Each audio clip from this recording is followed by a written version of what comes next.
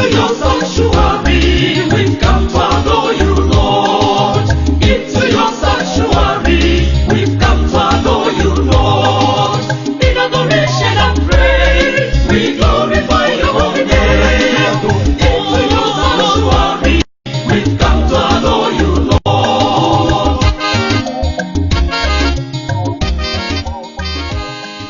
In the name of the Father, and of the Son, and of the Holy Spirit. Amen. May the grace of our Lord Jesus Christ, the love of God, and the communion of the Holy Spirit be with you all. My beloved one, today is Monday, being the 22nd day of June, with 12 of the church calendar in ordinary time. And today, the church celebrates St. Paulinus of Nola, Bishop, St. John Fisher, Bishop, and Thomas More, the Chancellor of England, and martyrs of the church. Our readings will be coming from 2 Kings chapter 17, verse 5 to 8, 13 to 15, and 18. Our responsory psalm will come from Psalm 60, verse 7. Our gospel message will come from Matthew Gospel chapter 7, verse 1 to 5. The theme of our message today is consequence of not keeping the commandments of God. Jesus is trying to teach his disciples and say, do not judge so that you will not be judged. The instruction given to me and you, don't judge so that you will not be judged. He said the judgment you pronounce on others will be your own judgment. He said the measure with which you give out is the measure you will get. He's telling you that the consequences of your own action will be upon you. That is God now telling you the consequences of doing things against the will of God. And that's why he says, he called them hypocrites. You can see the speck in your brother's eyes, but you wouldn't notice the rock in your own eye. You tell your brother, let me remove the speck in your eyes, when you cannot remove the rock in your own eyes. See, you are a hypocrite. First, remove the log in your own eyes so that you can see clearly to remove the speck in your own brother's eyes. Do you see it? You always notice people's fault, but you never notice your own fault. You always accuse people for what they're doing wrong, but you never got anything wrong. You're right to yourself. You criticize everything, but you cannot do any work. And that's why he's telling you the consequences of such action. You're a hypocrite if you behave like that. And if you understand that the measure with which you give others is the measure you get, then you will change your behavior. If you know the pronouncement, the judgment you pronounce on others is the judgment you will get yourself, you be careful. The king of Assyria invaded all the land and came to Samaria. For 3 years he besieged the city. He defeated the Israelites and carried them into exile. Why? The Israelites will not keep the commandments of God. And they carried them into exile and kept them in some cities, even by the riversides. They will not keep to the commandments of the God who delivered them from the hand of Pharaoh in Egypt. They prefer to fear other gods than fearing the God who called them and delivered them. And begin to fear the gods and their customs and do all those things to the annoyance of God who delivered them. And keeping the commandments of the king of Israel, contrary to the commandments of God. And God sent many prophets to warn them to turn away from their evil ways and keep to the commandments of God. He sent many seers to tell them to turn away from the evil way. And they will not listen to God.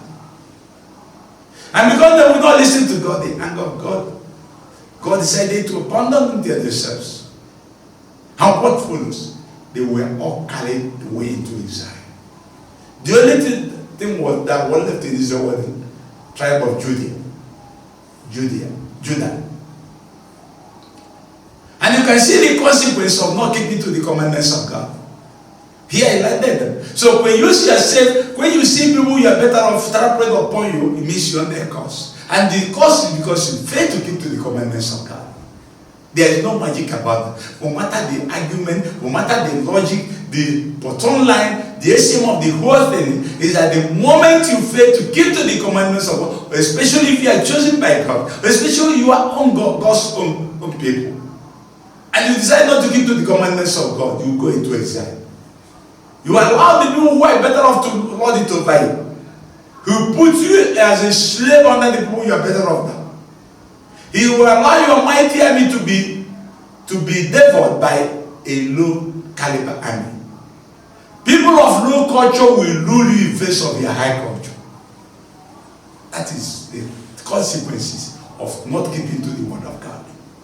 And you can see the Israelites suffering this feat many times. As far as they don't keep to the commandments of God, the more they go into exiles.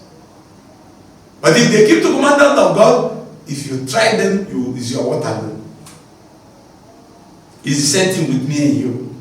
If we keep to the commandments of God, God will be our protector, our provider, and our defender. If God is for us, who can be against us? Romans 8:81. If you are the servant of God, no arrow fashioned against you will prosper. That is the promise of God to all of us.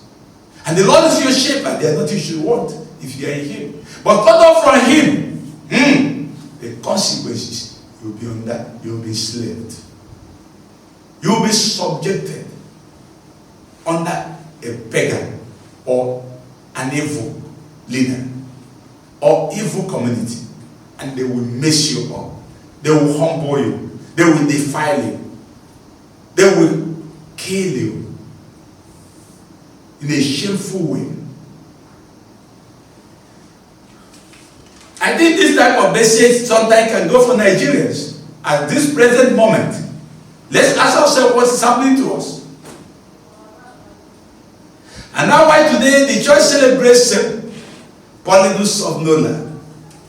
St. Paulinus of Nola was able to keep to the command. He was a very wealthy man. He was a Roman consul,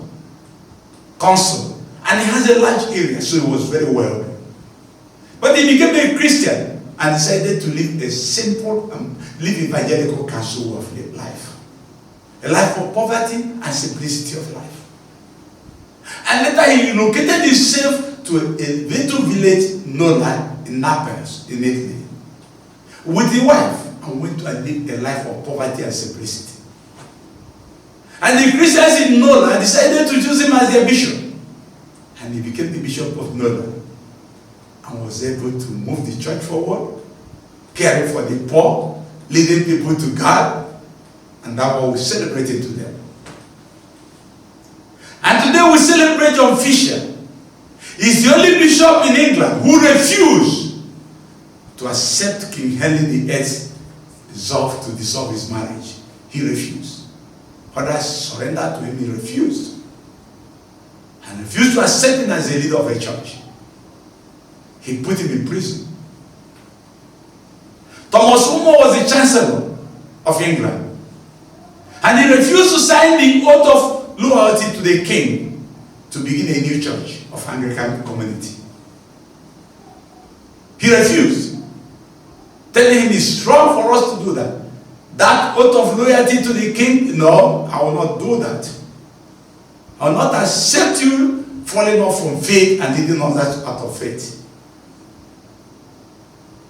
And because he did that, him and John Fisher were executed in 1535. A year after he started the Anglican Church and became the head of Anglican Church. You can see the abomination, the foundation on which Anglican community is built today.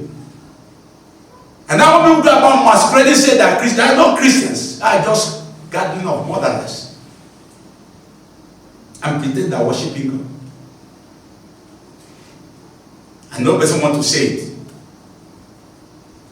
How can you build a Christian community in face of murder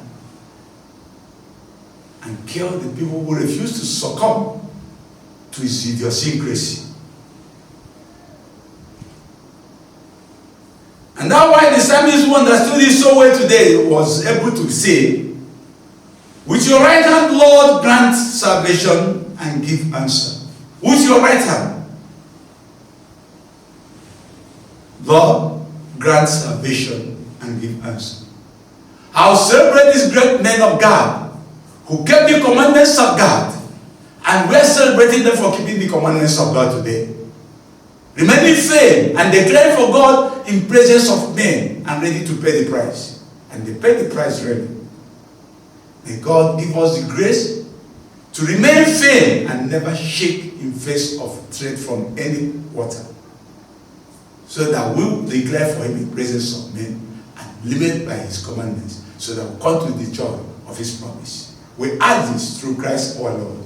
May the blessings of Almighty God be upon all of us. We celebrate the great saints today, matters of the church, of the Father, of the Son, and of the Holy Spirit. Peace be with you.